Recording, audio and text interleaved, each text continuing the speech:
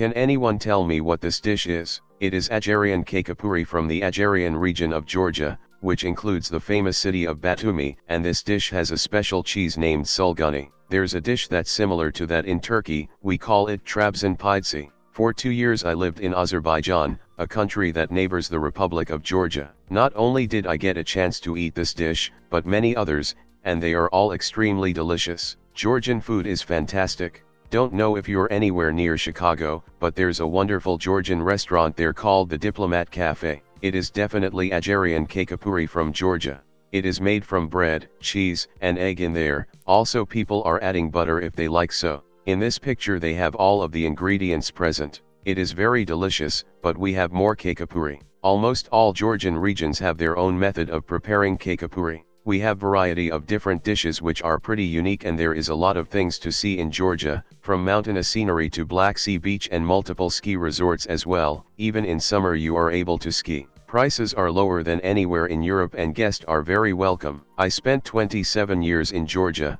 from born till writing this comment. What is this random structure I found in the middle of the forest? Found the middle of the forest in the south of Germany, has the date 1948 written on the side, and is about 2 meters tall. Looks to me like a WW2 one-man bomb shelter. Similar one here.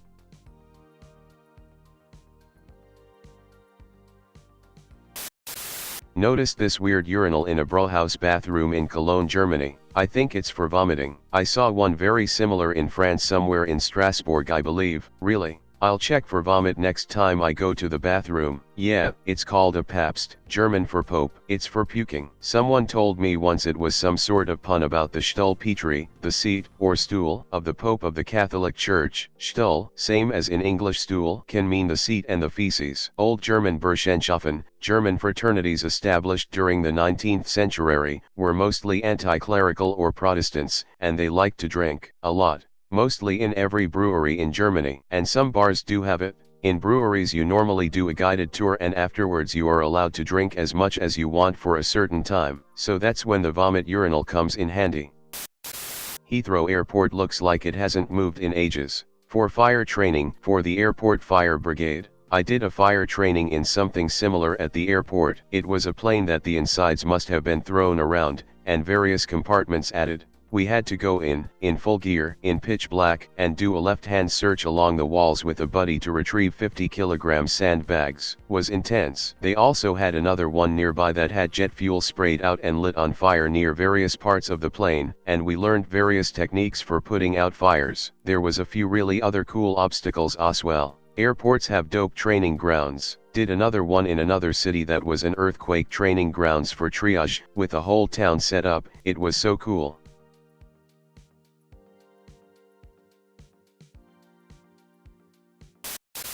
Found hooked up to my router. Network security admin here. Call the police and have your IT team look into logs, assuming they aren't the ones doing it. Best case scenario, this is monitoring network traffic and not much else. Worst case, they have access to all your sensitive data. Go into your router and look for the device, its MAC address, and its IP address. Write them down. Enter the IP address in your browser and see what you get. Then get that thing off your network, read the SD card, then get into it and find out what it's running. If you didn't put it there, this could be a very strange scenario indeed. If it were me, I'd want to know everything about this device, and I'd be very interested in speaking with whoever put it there. Follow up and let everyone know what happens please. I'm betting it's a roommate's, or his kids. Sorry to keep you all in the dark. Roommate has come home and stated they found the person on Facebook and installed the device a few days ago. They were told they'd receive $15 a month through direct deposit, and all the device will do is run ads for other people when they visit roommate's Facebook page. RM also gave them their Facebook email and password. Christ. Right now I'm going to Walmart and going to try to find an SD reader so I can see what's actually on it. Thank you all for your feedback. Finally got the SD reader, just cracked it open, and this is what I see initially. Any help is greatly appreciated. Opened roofs.pio.gz and this is what's inside. I do not feel comfortable uploading it to GitHub as I have no idea how much of my data is actually on this thing.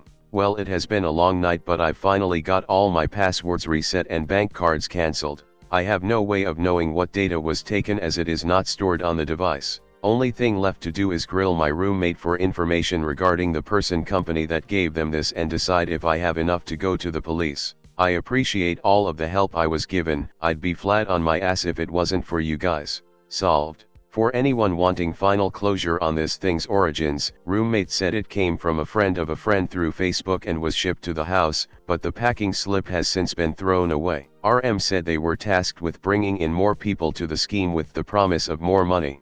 So at face value, it is a tool used to further an MLM scheme. In actuality, it is taking every bit of data used by the poor fools that fall for this. TLDR, roommate is dumb.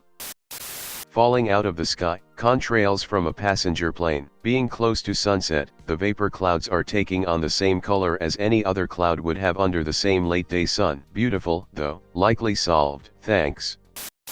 Jellyfish found on the beach. Man of war, would not touch it, and there may be very long, stinging tentacles almost invisible in the sand around it. I'd keep a very respectful distance unless I was wearing thick, protective shoes. Not a full-on death blobs, but I've been stung quite a few times and can confirm it's pretty painful. Dad got one up his bored eyes once when we were kids. Fair to say Mum drove us all home pretty soon after that. We call them blue bottles in Australia. Their long tentacles trail behind them in the water and sting like nettles if they brush against you. They're about the least nasty thing in our country.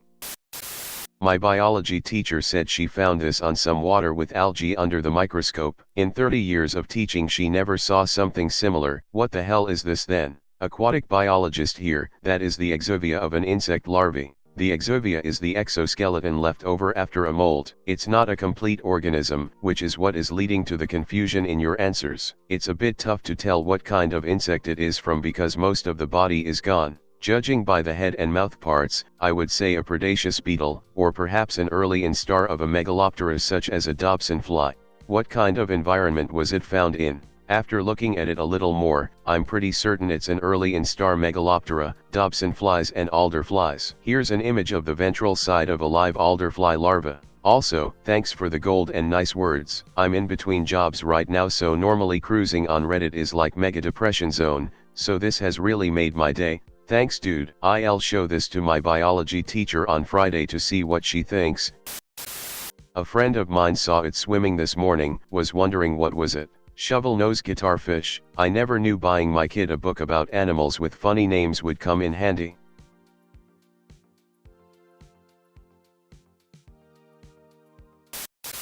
Military background, don't know more. Red and yellow means don't drop it. Could also be 20x139 for the M139. RX51 is a PETN explosive, so yeah, don't drop it, just call your local police. We had a similar object. The bomb squad will come and check it out. It could have been made inoperable already. That's what happened in our case. What the hell do these mean? They were done last night at my apartment complex. Garage door and front door are the same owners. Here in my country some burglars would surveil and then mark houses with different signs, usually front door or garage door. Here are some of them collected by the police.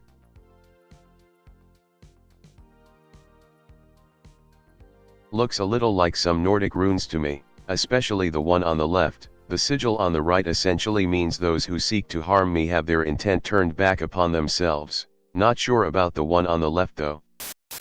A leak my landlord refuses to fix. Is this mold? Is it dangerous? More for our legal advice. Any discoloration that dark is potentially unhealthy. Show photos to the landlord and submit something in writing, with photos attached, requesting it to be taken care of. Also, check your lease for anything mentioning mold. I remember mine specifically has a separate page for mold procedures. I agree with Super Trooper, I had this happen last winter and same thing. Landlord refused to fix it, so I wrote a stern letter telling them to fix it or break the lease because my girlfriend and I couldn't live like that, so they surrendered and broke the lease. That's absolutely mold. Get it tested and check laws in your area for how to proceed. I don't know where you are, but when I lived in a rental where we thought there was mold, we called maybe the local Department of Health and they actually sent out an inspector. They couldn't make the landlord fix it, but it gave us the option of breaking our lease free and clear.